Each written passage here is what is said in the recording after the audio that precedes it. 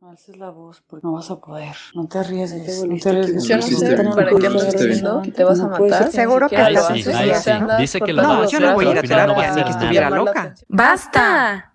Es momento de abrir nuestra mente y cerrar nuestros estigmas. Y preguntarte, ¿cómo te sientes con eso?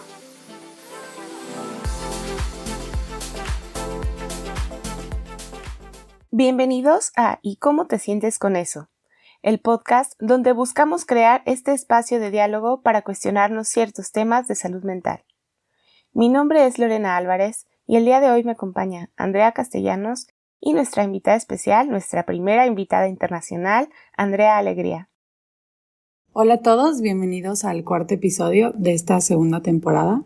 El día de hoy estaremos hablando sobre la violencia y los tipos de violencia que hay, así como el cómo saber identificarla y qué hacer si te encuentras en una situación de violencia, cómo detectar los focos rojos y diversas situaciones que pueden darse en torno a la violencia. Sí, también al final compartiremos algunas de las estrategias que podemos hacer si es que identificamos alguno de estos focos rojos para salir de estas situaciones de violencia. Entonces, para esto nos estará ayudando nuestra invitada especial a compartirnos un poco de su experiencia trabajando con estos temas de violencia. Y antes que nada queremos comenzar definiendo qué es la violencia. ¿Tú cómo entiendes la violencia, Andrea? Creo que cuando escucho la palabra violencia o se habla de violencia, para mí hace referencia en primera instancia o cuando lo escucho a el acto de agredir físicamente a otro. Como que es lo primero que viene a mi mente, aunque entiendo que, bueno, como lo hablaremos aquí, que va más allá de solamente el golpear a alguien o hacerle daño físicamente. Sí, claro, sí tiene que ver claramente la violencia con una intención de dañar, pero no siempre es solo físicamente. También hay otros tipos de violencia donde se usan otros tipos de fuerza. Sí, la física a veces también la violencia o la fuerza psicológica o incluso la política. Entonces, la violencia podría considerarse como cualquier acción o cualquier situación en la cual existe un dominio del otro y una fuerza influida de una persona al otro, con la intención de dañar o de causar alguna degradación de la persona. Exactamente, y creo que tomando esto que nos mencionas, Laura, en cuenta, es importante hacer una diferenciación entre la palabra violencia y la palabra abuso. ¿Tú qué consideras que podríamos marcar como la diferencia o cuando tú escuchas estas palabras, qué es lo que para ti es diferente o tú considerabas o consideras que son sinónimos? No, sí son palabras diferentes. Aunque los abusos pueden incluir violencia, un abuso se diferencia de esta en el sentido de que hay una intención de obtener algo a cambio. Si desde una situación vertical, donde existe una jerarquía superior de la persona que ejerce abuso contra la otra persona, y siempre se tiene como esto en mente, pues no solamente de dañar a la otra persona, sino de obtener algo a cambio. También hay distintos tipos de abuso, así como hay distintos tipos de violencias, pero en lo que se diferencian principalmente es que en el abuso se busca obtener algo a cambio. Ok, entonces, en resumen, podríamos decir que la violencia se trata o tiene que ver con dañar a la otra persona, mientras que el abuso tiene que ver con que el otro tiene este interés racional de obtener algo de esta otra persona que en muchas ocasiones pues puede ser alguien que aparentemente o simbólicamente tiene una posición menor a la otra persona. Así es, sí, claro, y también pues existen distintos tipos de violencias, que es en lo que nos vamos a enfocar principalmente en este capítulo, en la violencia. Existe la violencia económica, la violencia laboral, la violencia institucional, y también la violencia psicológica, la violencia física, la violencia sexual, la violencia simbólica también, la racial, la patrimonial y la violencia de género. Y más adelante estaremos pues hablando con nuestra invitada especial para que nos platique de alguno de estos tipos de violencia. Bueno, y Y pasamos entonces ahora sí a presentar a nuestra invitada del capítulo de hoy. Ella se llama Andrea Alegría del Pino. Ella es trabajadora social y psicóloga en formación. Tiene distintas formaciones o certificados y diplomados en distintas materias. Es diplomada de género, políticas públicas y masculinidades y egresada del Magíster en Salud Pública de la Universidad de Chile. Es certificada como evaluadora del Sistema Nacional de Acreditación de Prestadores Institucionales de Salud por la Pontificia Universidad Católica de Chile. Es pasante en el Centro de Rehabilitación Psiquiátrico de la Boston University para conocer el modelo de recovery aplicado en Estados Unidos. Asesora técnica también de proyectos para Voz Pro Salud Mental en Jalisco AC, en México. Es también facilitadora de yoga y meditación infantil en el Santosha Yoga Center y Yoga Kiddie. Asimismo es conferencista en diferentes universidades, en la UNAM, en la UDG, en la Universidad Academia de Humanismo Cristiano, UCSC, Ceremi de Justicia Bio Bio, Secretaría de Educación Pública de Jalisco, en Género, Masculinidades, Justicia Terapéutica y Salud Mental. Asimismo, es la fundadora y directora ejecutiva de la Fundación Unidamente, una fundación que se dedica a crear cultura en salud mental en diferentes países en el mundo. Sin más que agradecerle por aceptar nuestra invitación, pues pasamos ahora sí a darle la palabra a nuestra invitada, Andrea Alegría. Muchas gracias, Andrea, y bienvenida a este capítulo. Hola Lore, muchísimas gracias a ti, Andrea, y a Juan Pablo por el espacio, por la disponibilidad, por la hora también, por lo madrugadores que son. No sé si eso va a salir en la edición, pero me parece muy importante decirlo. Y en un sábado. Y bueno, efectivamente este es un tema que yo creo que interpela a las mujeres principalmente, pero debería interpelarnos a todas las personas, ¿verdad? Y creo que esa es una de las estrategias con la que, bueno, ya iremos desglosando. Y a propósito de lo que ustedes señalaban, efectivamente sí, hoy día tenemos una multiplicidad de violencias, una multiplicidad de tipologías, lamentablemente. Y digo lamentable porque es muy triste ver cómo se van instalando formas de relacionarse en distintos espacios institucionales, ¿verdad? Profesionales, afectivos, sexuales, económicos desde ahí, físicos y psicológicos efectivamente también. Creo que es lamentable que eso pase. Y qué bueno que a ese problema se le ponga nombre, que lleve palabra hoy día. Creo que efectivamente el lenguaje es lo que nos permite ir modificando realidades. Entonces es bueno ir poniéndole, ¿no? Nombre a la violencia física, a la violencia psicológica y a los otros tantos que ustedes también mencionaron. Claro. Sí, porque normalmente es una situación que, como dices, vivimos lamentablemente cada vez más en nuestra cotidianidad, pero no reflexionamos acerca de esta situación.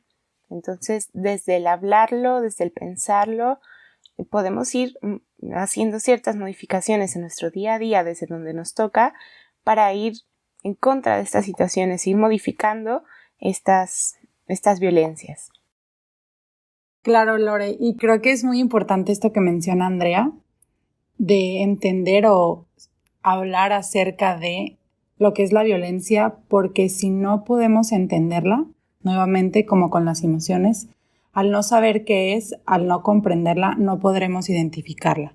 Entonces sí es muy, muy, muy importante saber reconocerla y también hablar de ella, porque entonces lo vamos a entender como una realidad y no como algo simplemente ficticio.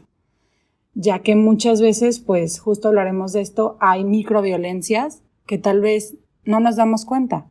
Entonces hay que hacernos muy conscientes también de estas pequeñas acciones que pueden no parecer violencia, pero que a fin de cuentas sí lo son. Claro, entonces, tomando esto en cuenta y para comenzar, Andrea, ¿tú cómo definirías qué es la violencia? Yo creo que la violencia es lo que ustedes señalaron al inicio, es una forma de interactuar con alguien más, pero donde el énfasis está puesto en la agresión, ¿no? En incomodar a la otra persona, en transgredir los límites de la otra persona. Y esos límites se pueden transgredir desde lo físico, desde los golpes, ¿cierto? Se puede transgredir también con palabras, con insultos, denostando, devaluando a la otra persona. Se puede asociar también con las restricciones económicas, dependiendo el rol en el que tú estás. Si es una pareja la que me está violentando económicamente, lo hace desde su rol de proveedora, ¿verdad? Y desde ahí me transgrede. Y bueno, puede ser también, si seguimos en esta dicotomía de pareja, puede ser también sexual, ¿no? Y que tiene que ver con que yo, aún teniendo una pareja, aún teniendo un vínculo afectivo con esa persona, no necesariamente deseo tener relaciones sexuales con esa persona, ¿verdad? Sin embargo, me siento forzada a hacerlo, porque esa persona, nuevamente, me está transgrediendo, me está devaluando de algún modo, entonces hace que yo anule mis propios límites personales, ¿sí? Y si me preguntas cómo entiendo yo la violencia, podría señalarla de esa manera. Muy bien. Y mencionas algunos tipos de violencia también dentro de esta definición y más enfocados también en la pareja, pero existen también otros tipos de violencia fuera de la pareja, me imagino, ¿no? Claro que sí. Yo creo que la violencia siempre la tenemos que asociar, independiente del contexto en el que estemos, con qué tan cómodos o qué tan incómodas nos sentimos en un determinado espacio, con un determinado colectivo, ¿sí? Y esa sensación de incomodidad es la que en automático también me avisa, ¿verdad? Que me estoy transgrediendo, que algo de lo que yo soy se está pasando a llevar. Entonces, desde ahí, claro, hay que activar las alertas y ver qué está ocurriendo y qué puedo hacer para modificarlo.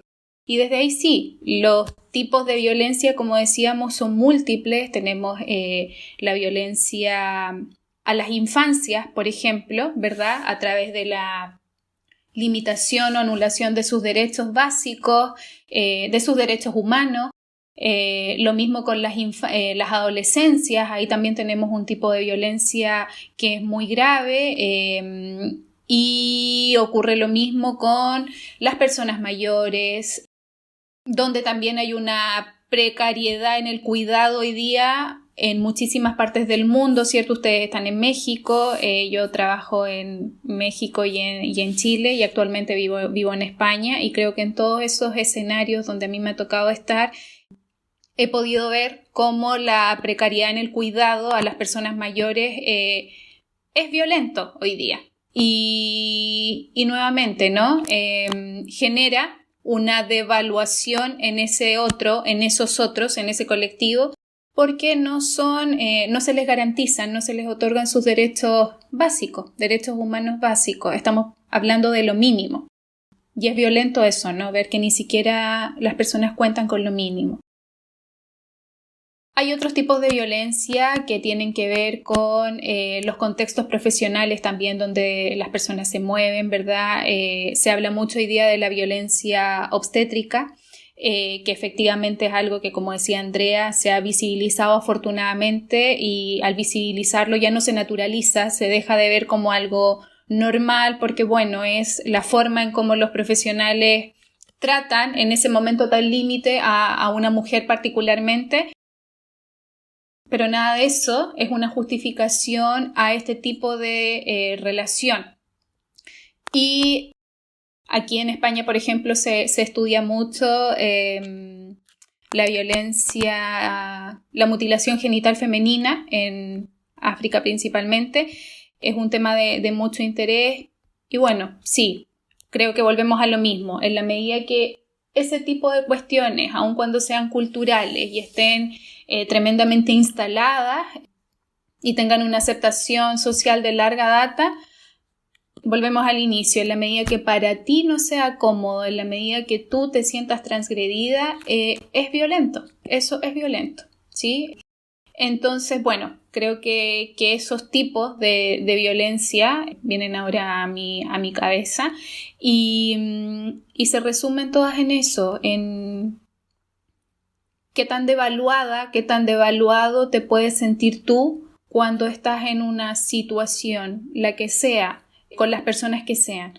Y desde ahí, claro, la invitación es a que nos conectemos mucho, ¿no? Con lo que somos, con lo que sentimos, con lo que pensamos. Sí, me encanta esto que dices, Andrea, de la importancia de conectarnos con nosotros y saber qué estamos sintiendo. Creo que en sí la violencia no es algo subjetivo, pero sí el cómo te sientas tú respecto a algo. Entonces, entender que tal vez para lo que una cultura es normal y no genera incomodidad en cierta persona, ya hablando como individualmente, puede que para ti como persona sí sea incómodo y sí te sientas devaluado. Entonces es muy importante, como tú dices, preguntarnos qué está pasando, cómo me estoy sintiendo yo ante esta situación, independientemente si para tu cultura, para tu familia, para las personas que te rodean es aceptada o no.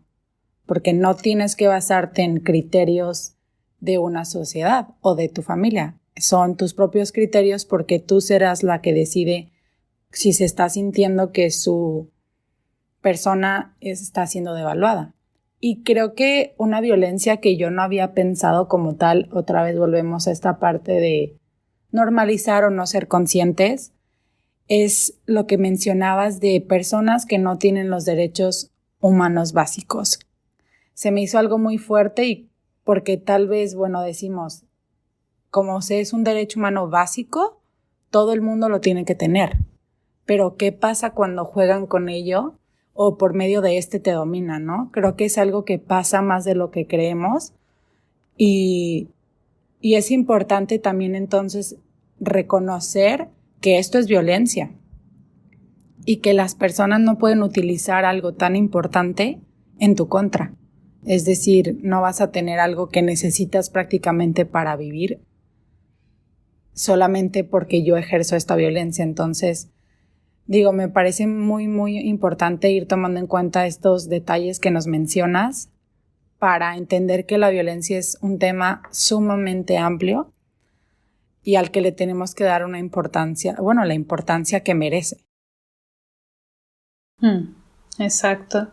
Sí, completamente de acuerdo con todo lo que señala, adhiero a todo eso y fíjate que en la Fundación en Chile una de las líneas de nuestro trabajo es el modelo de determinantes sociales de salud y ese modelo lo usamos de manera transversal ante cualquier planificación que tengamos que realizar con cualquier colectivo y ese modelo busca que las personas, las sociedades, ¿cierto?, tengamos garantizado estos mínimos que tienen que ver con la vivienda, la educación, la salud, ¿cierto?, el trabajo, el transporte público, el respeto al ser persona, insisto, independiente de si eres hombre, mujer o un género no fluido. Y desde ahí, claro, cuando eso, que como tú bien dices, es un básico y a lo mejor en otros países donde hay estados de bienestar, se ofrece como parte, ¿no?, de las prácticas cotidianas. En otros países, como el mío, eso no está así de garantizado.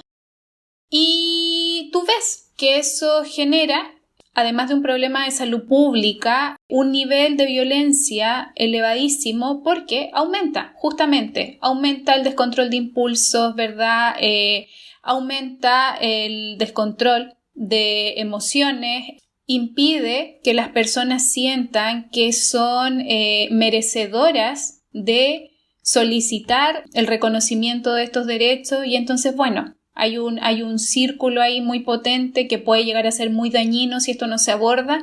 Entonces sí, creo que tenemos que partir de lo mínimo y lamentablemente hay muchos países, muchas sociedades donde todavía debe ser así. Y en este contexto además está el límite que estamos viviendo, ¿verdad?, a propósito de la crisis sanitaria, es mucho más potente y se ha visibilizado mucho más como para hablar de salud mental, de género, de masculinidades y lo que sea, necesitamos garantizar estos mínimos, si no estamos haciéndolo sobre ningún piso y no es efectivo, no es significativo tampoco para el otro. Claro. Sí, y entiendo entonces ahora diferente la violencia como lo entendía antes, que no es solo agredir, dañar, quitarle al otro, sino también no darle lo que merece. Sí, entonces, desde ahí parte, o bueno, al menos para mí, como una gran diferencia de algo, una parte de la violencia que no había considerado yo. Y bueno, dentro también del marco del Día Internacional de la Eliminación de la Violencia contra la Mujer o de la violencia de género, quisiéramos también hablar un poco de este tema y que nos comentes desde tu perspectiva, desde tu experiencia, ¿qué es la violencia de género? Mira, la violencia de género, desde mi experiencia,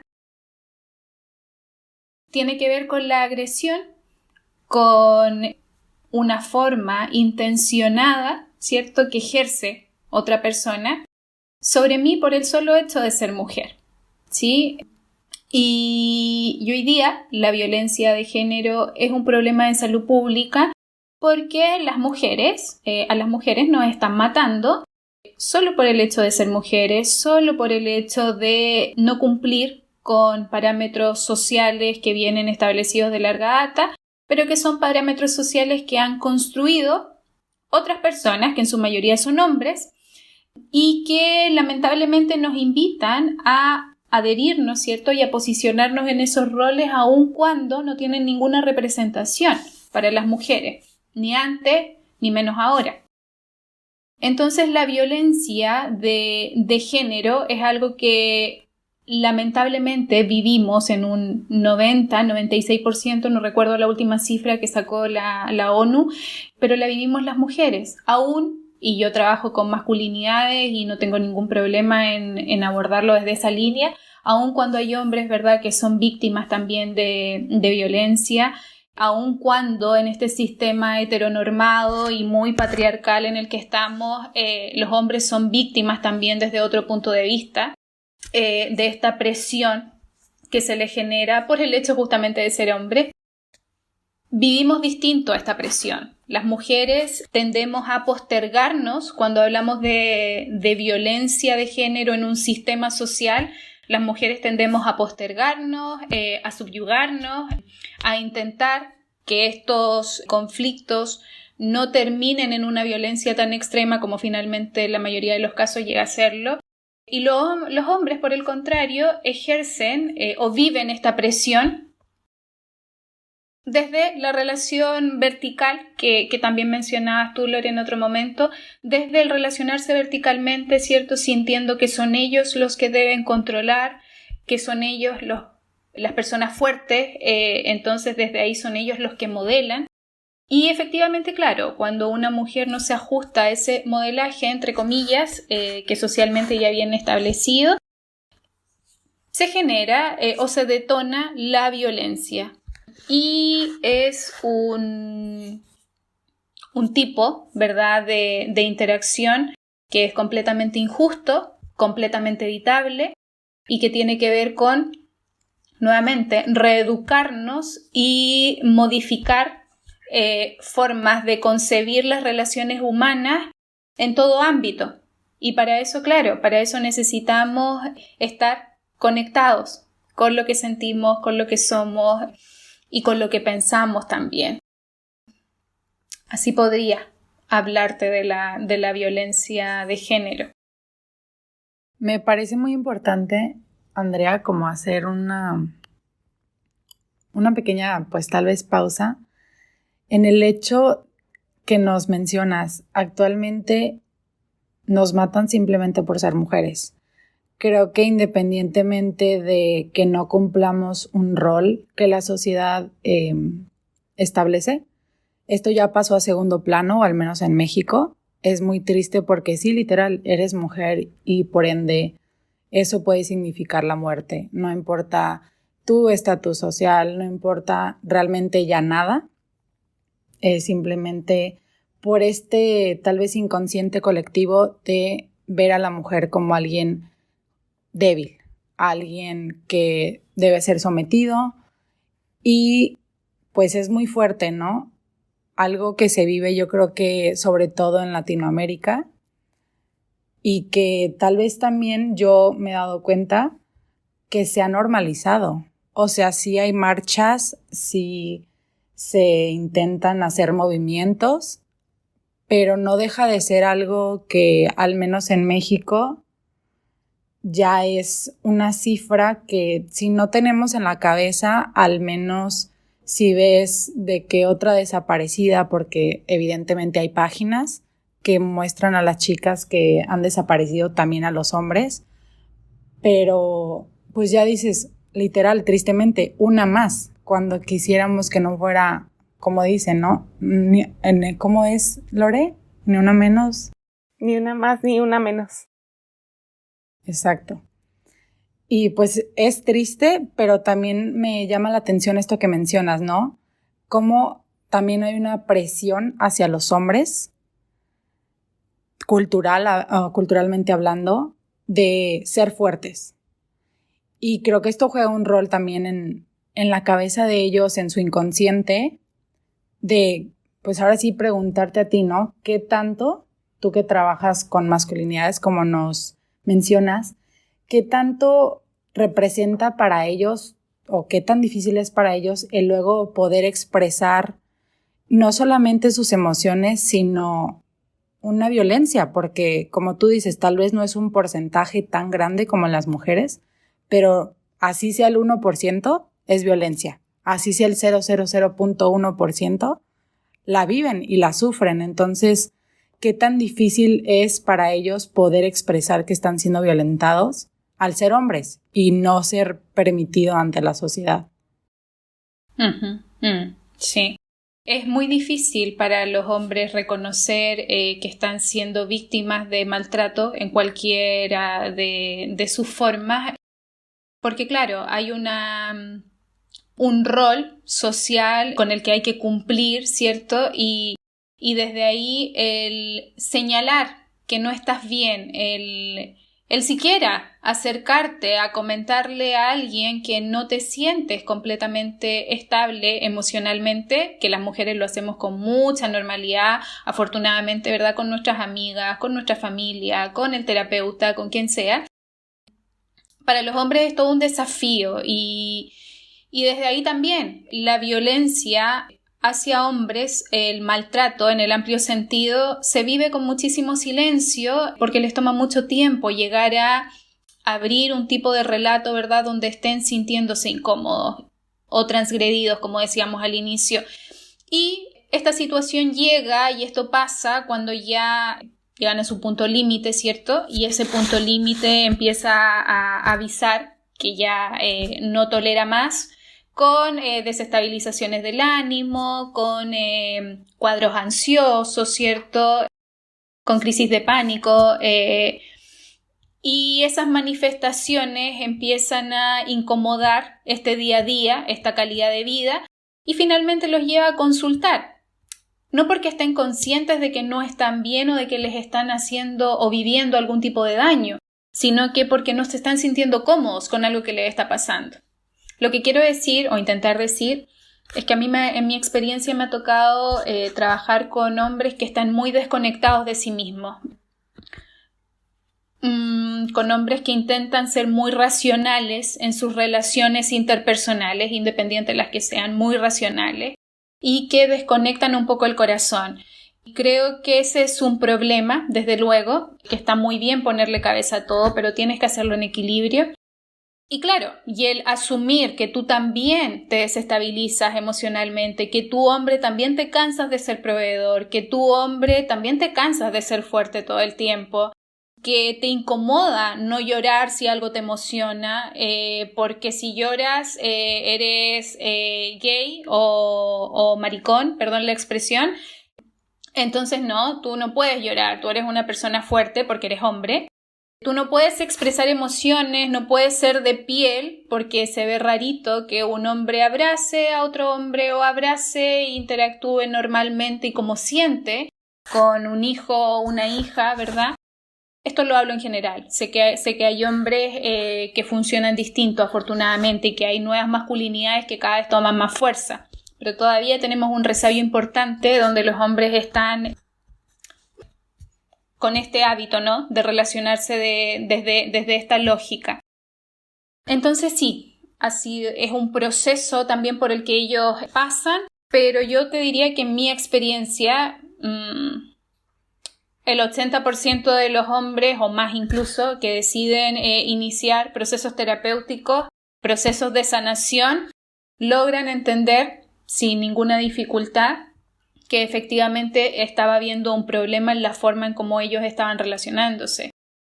Y que claro, efectivamente hay patrones que están muy bien instalados y en México, ¿cierto? Particularmente tenemos una cultura donde se refuerza mucho el machismo, se ve como algo muy positivo, o sea, es un hombre fuerte, ¿no? Es un varón.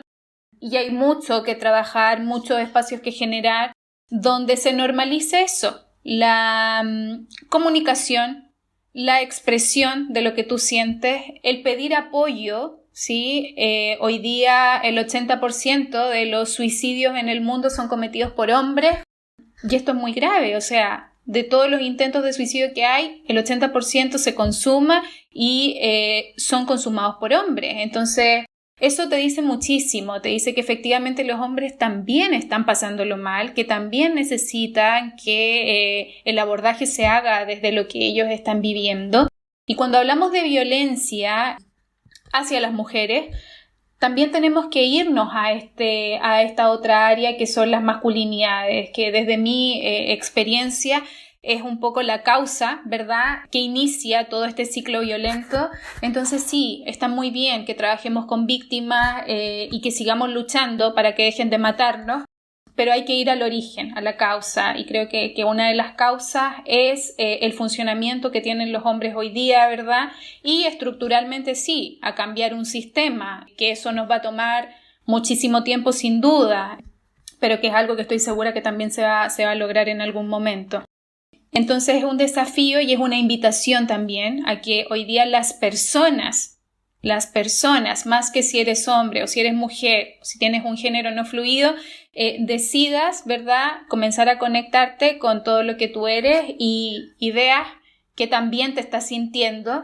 Si no estás completamente cómodo con algo que estás viviendo, con algo que estás sintiendo que te está ocurriendo, que sí, que puedas pedir apoyo. Eso es lo sano y eso es lo natural, el pedir apoyo.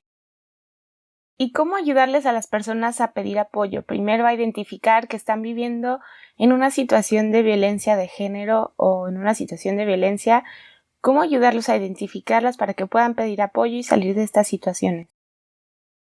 Nuevamente, Lore, yo creo que en palabras muy simples y en el día a día las personas tenemos que siempre ir evaluando qué tan cómodas nos vamos sintiendo con lo que va ocurriendo en nuestro día a día.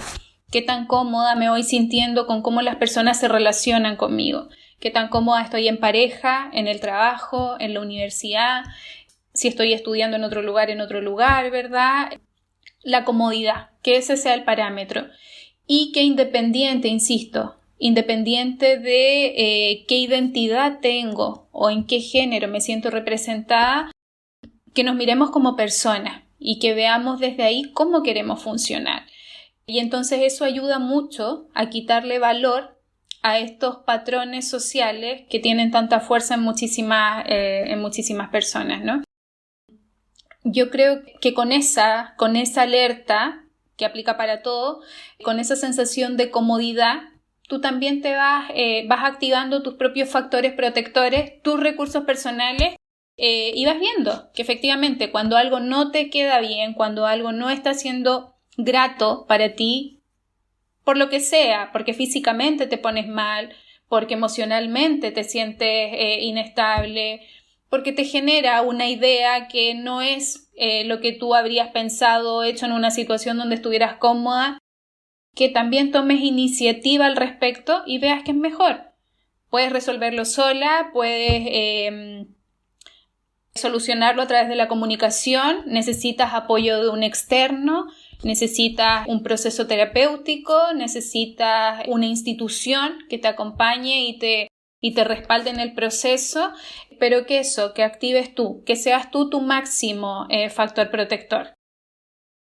Ok, Claro, Andrea, y creo que nuevamente volvemos a lo que decías al inicio, ¿no? La importancia de tomar conciencia de nosotros mismos, porque si no vamos a aceptar como lo que la sociedad dice, esto sí es adecuado, por no decir bueno o malo, porque eso pues ya es tomar en cuenta algo moral, pero aceptamos simplemente lo que nos enseñaron, sin cuestionar cómo nos sentimos. Y ya hablando de hacernos conscientes, ¿cómo detectar estos focos rojos? Es decir, sé que me siento incómoda, pero puede que exista esta dualidad por lo que me enseñaron y lo que siento. Más que cómo detectarlos, ¿cuáles podrías decir tú que son algunos de los focos rojos? Yo creo que el sentir o el vivir que una persona te levanta la voz cuando no tiene que levantarte la voz bajo ningún punto de vista, eso ya es un foco rojo o un foco de alerta. Creo que hay también una distinción muy sutil en que, a ver, las personas no siempre tenemos que estar bien y es muy normal que vivamos todas las emociones, ¿cierto? Y entre esas está el sentirnos muy tristes, el estar irritables, el descontrolarnos, comillas también. Eso puede ser posible y nos puede ocurrir. Somos personas y somos completamente imperfectos y vamos decidiendo todos los días ser mejores, sin duda. Pero cuando ese desbalance emocional que estás viviendo tú le está afectando a otra persona, estás dañando a otra persona, creo que ahí se genera un problema y un problema grave. Si estamos mal un día porque estamos viviendo un duelo, porque tenemos a una persona enferma y eso no sabemos en qué cómo se va a ir desarrollando, es muy sano que no estés bien. Está bien, te lo debes permitir. Pero cuando ese malestar emocional te genera problemas, ¿verdad?, con otras personas porque tu malestar emocional lo traspasas al otro a través de gritos, de malas palabras, de devaluaciones, eso es gravísimo y tú, si estás recibiendo algo así, tienes que hacer algo al respecto y ese algo al respecto tiene que ser el pedir apoyo o información a una institución que maneje estos temas, ¿cierto?, a una persona, a un profesional que tenga cercanía con estos temas y que empieces también tú, a partir de la información que vas teniendo, a ver dónde te va quedando cómodo instalarte y cómo te va quedando cómodo, insisto, remediar eso. Pero es bueno hacernos cargo, que no normalicemos gritos, que no normalicemos malas palabras, que desde luego no normalicemos un golpe, aun cuando haya sido porque, bueno, la persona estaba enojada o estaba muy triste y no se dio cuenta, o qué sé yo, quería pegarle a la pared y me pasó a pegar a mí. No podemos normalizar nada.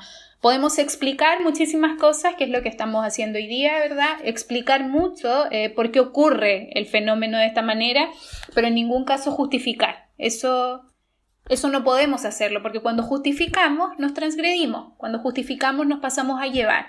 Entonces tenemos que ser muy delicadas también con el cómo voy abordando estas incomodidades, estos focos que van interfiriendo en mi bienestar. Si interfieren en mi bienestar, interfieren en mi calidad de vida, ¿cierto? Y salud mental es cotidianeidad. Entonces necesitamos estar atentas siempre a sentirnos cómodas al máximo, desde que nos levantamos hasta que nos acostamos. Sí, muchas gracias, Andrea. Y creo que también sobre estos focos rojos, yo conozco una herramienta informativa que también puede servir, que a ustedes que nos escuchan pueden encontrarla también ahí en nuestras redes sociales, que es el violentómetro. Es como un termómetro donde vamos observando ciertas situaciones de violencia que empiezan desde lo más leve, entre comillas, o lo más aceptable, o lo más cotidiano, como dices, y cómo van escalando hasta llegar a la mayor expresión de violencia, que es la muerte. Entonces, pueden encontrar esa herramienta también en nuestras redes sociales para identificar otro tipo de focos rojos y poner alto a esta violencia desde un principio. Y justamente hablando de poner alto, ¿cómo se le puede ayudar a una persona a decir ya hasta aquí y poder salir de esta situación? Yo creo que ahí también Desde ahí también parten muchas cosas. Mi invitación sería que las personas hoy día fuéramos más conscientes de nuestra salud integral en el amplio sentido, nuestra salud física, nuestra salud emocional, y desde ahí también pusiéramos en balanza, ¿cierto?, el cómo estoy yo desde lo individual.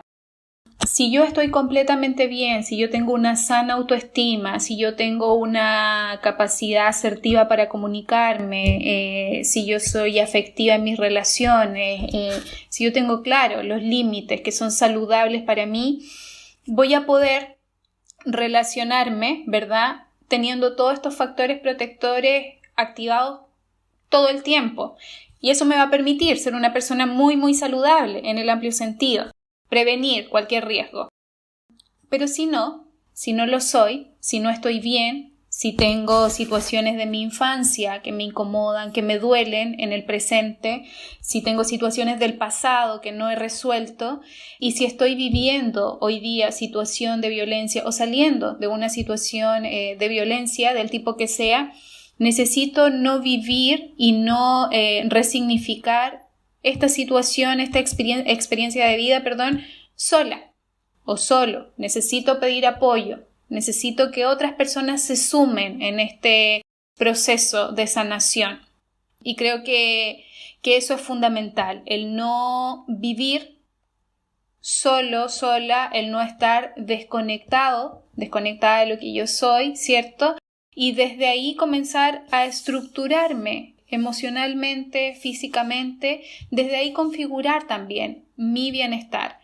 Creo que cuando las personas tenemos eso, trabajamos en eso, vamos teniendo la posibilidad de no ser víctimas de relaciones violentas, ¿verdad?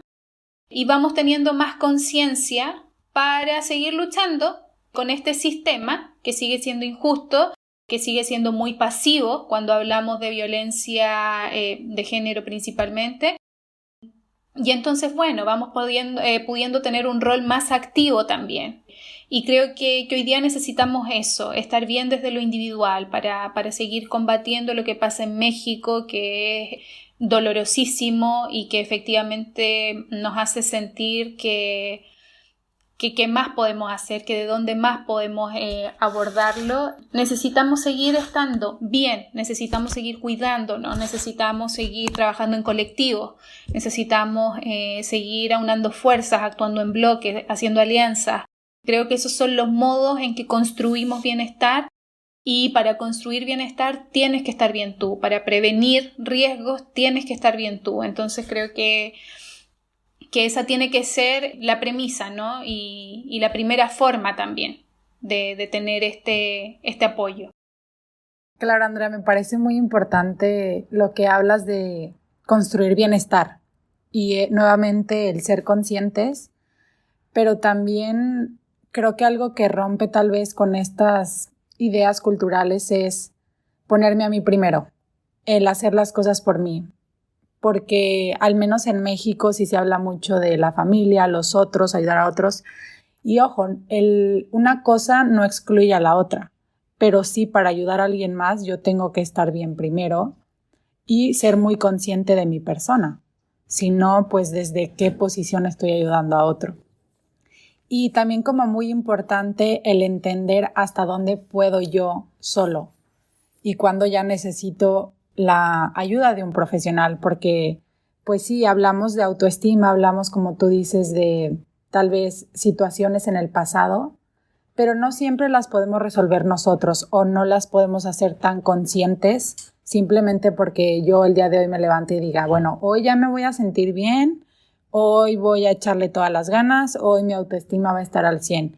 Sí podemos hacer cosas que trabajen para que nuestra autoestima mejore, que a fin de cuentas es, como tú dices, construir este bienestar, pero eso no significa que pues por arte de magia se van a dar estas cosas. Y bueno, como para finalizar me gustaría, hablando también de construir bienestar, que nos cuentes, de esta fundación que tú tienes, la Fundación Unidamente. Sé que es mucho acerca de crear esta cultura de salud mental, y me encantó eso que dijiste, que salud mental es cotidianeidad. Creo que es muy cierto y bueno, me gustaría, como te comento, que hables acerca de esta fundación, que me parece un proyecto increíble y que pues me encanta que estés aquí el día de hoy con nosotros. Muchísimas gracias a ustedes por generar estos espacios. Y sí, para terminar me gustaría decir que la Fundación en Chile es un proyecto que busca esto, que las personas tengamos incorporado el bienestar biopsicosocial, biopsicosocioespiritual incluso, en nuestro día a día, y que eso sea sinónimo de salud mental. Hacemos énfasis en que salud mental no es igual a enfermedad mental, y desde ahí la Fundación tiene muchísimas líneas de acción. Trabajamos con distintos colectivos de todas las edades, de todos los estratos socioeconómicos. Hoy día, afortunadamente, por la posibilidad de hacer todo en línea, trabajamos también en muchísimas regiones del país. Y la verdad es que tenemos una cobertura muy amplia que nos ha permitido ir cambiando el concepto de salud mental asociada a enfermedades mentales graves, asociadas a mucho estigma, a mucho prejuicio, a mucho silencio, a mucha vergüenza también. Y hago el énfasis en el mucho porque eso genera un sesgo enorme y limitaba a que las personas hablaran de salud mental con la misma naturalidad con que hablamos de salud física. Entonces, la Fundación busca eso, que hablar de salud mental sea parte de nuestro día a día, que sea sinónimo de bienestar, que sea sinónimo de límites sanos, de mucho autocuidado, y desde ahí nos estamos posicionando, ¿cierto?, con las personas a través de espacios individuales, de procesos familiares, grupales, en contextos empresariales, educativos, sanitarios. La verdad es que estamos tratando de llegar al máximo posible de colectivos y la idea es que en el futuro las personas que tienen diagnósticos psiquiátricos puedan sentir que hablar de salud mental no va a ser sinónimo de no tener un trabajo, de no poder optar a un crédito hipotecario, de no poder entrar a la universidad, de no poder casarse, de no poder decidir tener o no hijos. Y para eso necesitamos cambiar conciencias, necesitamos crear una nueva cultura. Así que la Fundación está en eso. Nos pueden seguir en redes sociales, Fundación Unidamente, creando cultura en salud mental, así estamos en redes sociales. Y bueno, ahí hay contactos, hay un sitio web también, así que cualquier cosa que vayan necesitando, estamos tremendamente disponibles. Nuestros servicios son gratuitos y a muy bajo costo. Y estamos trabajando con personas de distintos lugares. Parte del equipo que está en México justamente, que está en Francia, en España, en Chile. Y tenemos a personas usuarias que están en España, que están en Perú, que están en Francia, que están en Chile, que están en México, en Argentina. Creo que ha sido lo bonito y la posibilidad enorme de tener este servicio hoy día, ¿no? Esta capacidad de hacer todo en línea. Así que bueno, en resumen, y espero haberlo resumido de la mejor manera posible, eso es un poco lo que intenta hacer Unidamente en Chile hoy día, o desde Chile. Muchas gracias, Andrea. Qué bonita labor la que hacen en esta fundación Unidamente y que puedan incluir, como dices, gracias a las nuevas intervenciones en línea que estamos explotando más ahora desde esta situación de la pandemia, que puedan intervenir también en diferentes países. Qué bonito que va creciendo poco a poco la fundación y llegando a más personas. También les dejaremos por ahí en nuestras redes sociales la información de la fundación para que puedan seguirlos también. Y bueno, pues para finalizar, agradecemos que hayas aceptado nuestra invitación, que hayas compartido el día de hoy con nosotros acerca de este tema de la violencia. Los invitamos también a ustedes que nos están escuchando a que nos sigan en redes sociales. Nos encuentran en Facebook y en Instagram, @y cómo te sientes con eso, en Twitter también, @y cómo te sientes _.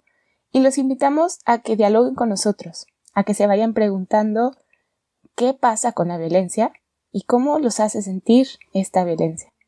Muchas gracias, Andrea, muchas gracias y nos vemos. Muchísimas gracias a ustedes y gracias por generar estos espacios y ser tan comprometidas con esta labor y con la salud mental del mundo hoy día, porque ustedes también ya se volvieron internacionales hace un tiempo.